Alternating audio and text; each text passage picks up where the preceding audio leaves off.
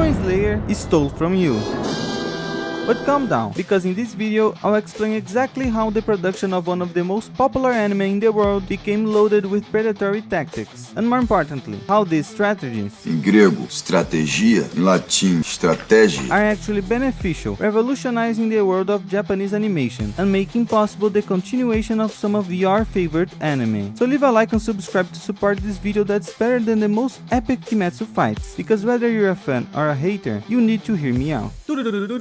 Seibaa! The issue here is simple. The people behind Kimetsu no Yaiba found a way to drain every bit of the series' popularity, just like Rockstar with GTA 5. But while doing that, they started setting a new standard for the anime industry, with three main tactics. The first is the new way of reusing content and squeezing money out of the unaware. The second is adjusting the length of its seasons to maximize profit. And the third has to do with the movies that settle the story's adaptation. It all began with the first film of the franchise, Mugen Train, which grossed almost $500 million with a tiny investment of not even $16 million, making the producers as green with greed as the Grinch. To put it in perspective, while Disney burns $200 million on shady animations, Kimetsu spent the price of a beat-up beetle and profited nearly $500 million. But before understanding how this money opened the gate for all the strategies that came after, we need to remember why Mugen Train was so successful in the first place. The truth is that before the anime began, Koyohara Gotoge's manga was as average as Tokyo Revengers.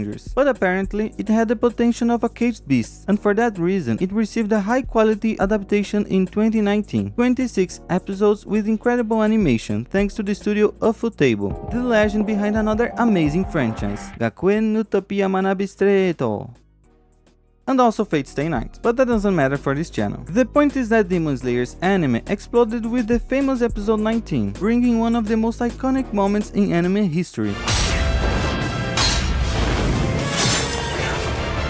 and boosting Kimetsu's manga to the point of threatening One Piece's hegemony. That took the hype of the series to infinity and beyond, making everyone crave more, which came the following year with the movie Mugen Train, a staggering box office success, even during pandemic times. Not only thanks to the hype, but because it had a simple secret that made it different from its competition at the time, Boku no Hero. While Demon Slayer is always praised for its top-notch animation, outdoing itself with every new season, that shonen began to be criticized for its declining quality, just like the Marvel Universe after Endgame. And one of the big reasons for that was the diversion of production resources, which focused on making parallel films that only catered to hardcore fans, while harming the regular seasons of My Hero Academia. On the other hand, whether film or regular season, Kimetsu no Yaiba decided to focus on one project at a time, maximizing its quality and only covering canonical events, which made Mugen Train an indispensable experience for any fan.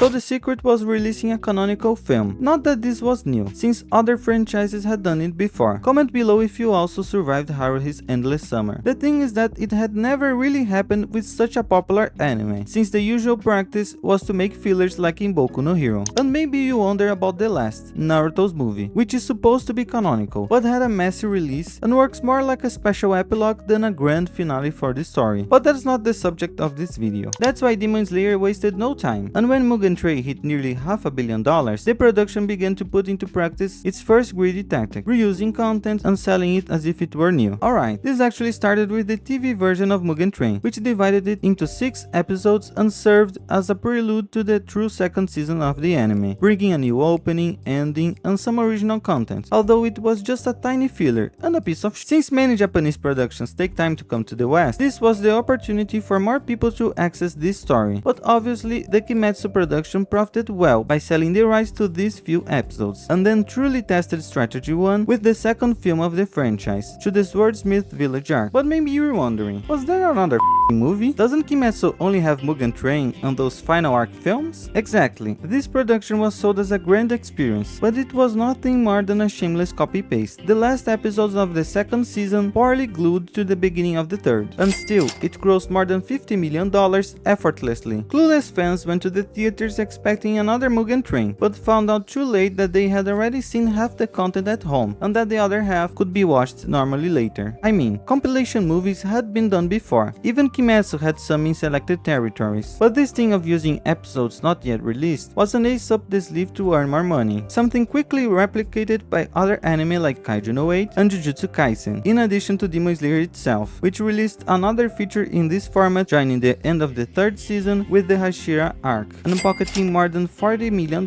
as if it were nothing. Obviously, those who spent their hard-earned money on this weren't too happy, but if tricking fans with cheap recycling wasn't enough, the production decided to be even bolder. If you pay attention, the anime started deliciously big with 26 episodes back in 2019, but soon after, the seasons got smaller, 11 episodes in 2021, 11 in 2023, until reaching the absurd of a season with only 6 chapters. But this is not laziness or budget limitation, it's high-level trickery. See, the studio behind Kimetsu has already handled several projects at the same time, proving capable of more than 6 or 11 episodes per year. But right now, its only anime supposedly are something from Katsugeki Tokerambu, Witch of the Holy Night, and that project more secret than Area 51, the Genshin Impact anime, all of which little is known, while Demon Slayer is the center of attention. That means they could release more Kimetsu per year, but choose not to, because it's nothing more than a way to extend the period of the work's relevance, keeping it on everyone's minds longer so that profits are maximized not only with the anime, but with the sale of licensed products of the highest quality. And now we arrive at Kimetsu's final move, the way they decided to end the anime story. If you already thought it was predatory, get ready, because here they put into practice everything they learned with their previous plans. After seeing that canonical films and extending release periods brought big results, it was decided that Demon Slayer would end in no less than 3 feature films, which means 3 mandatory trips to the cinema, with tickets, themed combos, exclusive goodies, and maybe even a Michael Jackson figure when the finale arrives. And let's be real, this is capitalism. If just Mugen Train wielded nearly $500 million, and even the half-assed compilations easily past the 40 million mark, imagine how much these 3 final films will gross. Not even Minecraft has such a perfect gold mine. But the craziest part is that, as predatory as these strategies may seem, they also brought a real revolution to the world of anime, which surely affected your favorite franchise in a positive way, second only to you leaving a like on this video. So cause a good revolution here, and don't forget the usual ritual, because now it's time for you to know the positive impacts of Demon Slayer.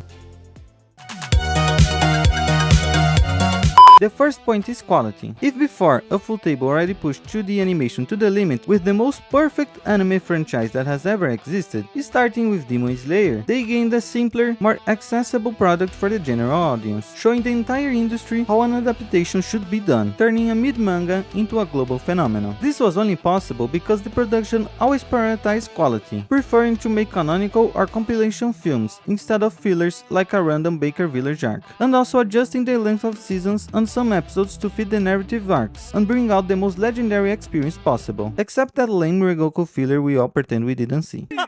Besides, the movies were also responsible for opening the gates for more heavyweight canonical features, like Haikyuu's Dumpster Battle, Jujutsu Kaisen Zero, or the Riz arc in Chainsaw Man, starting an era in which big screen adaptations arrive here faster than before, though still not as fast as The Flash, since the releases are not yet simultaneous with Japan. And finally, we've seen franchises put the cart before the horse, ruining their reputation with shady final seasons. But the way Demon Slayer prolongs its relevance is also a way to ensure maximum quality. After all, I'd rather wait a bit to watch something that's unironically cinema than see messy sketches on my TV. The compilation films, for example, are also a way to help with this, keeping a franchise in the spotlight without diverting resources from its main projects. And as much as that's a predatory move, it's also a smart one. By extending the hype cycle, the production guarantees resources not only to deliver insane animation, but also to keep the audience always engaged. That's why, even with the manga already finished for years, Kimetsu continues being treated as the shonen of the moment. In this way, Demon Slayer changed the industry forever, even making possible the triumphant return of Bleach, since the CEO of Studio Pierrot, responsible for the anime, admitted that Kimetsu made them rethink how they produce their franchises. No more Robot Naruto, and now prioritizing quality. And that's exactly why Kimetsu's trilogy is not just another ending, it's a landmark in anime history. Never before had a shonen this big decided to end in theaters, and each chapter will become a global event.